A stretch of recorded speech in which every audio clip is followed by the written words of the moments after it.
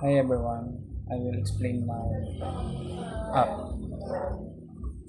First, makikita nyo naman po na pwede po kayong mag-login ng Gmail. Sunod po ang password.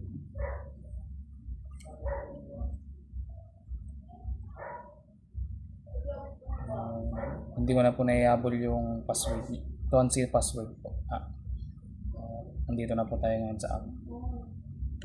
And you can search another products from the search bar, and you will go from the featured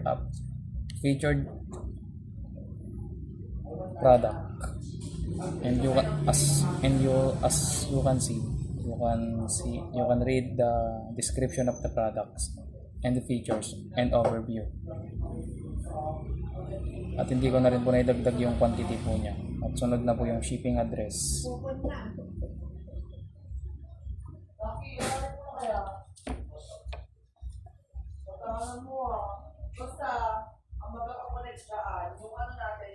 And sunod po yung city.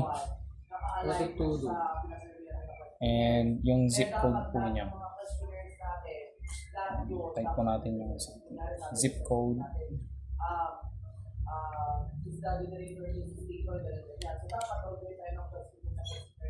Then next, proceed to payment.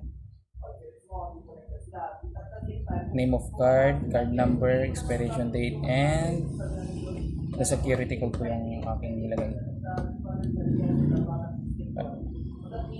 Email po, some numbers, and the expiration date.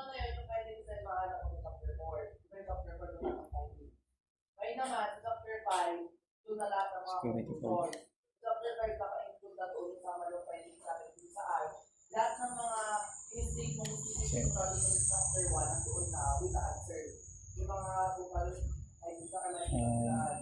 Confirm order na po natin, and meron po tayong app na continue shopping, icon label or na continue shopping, and that's all my app.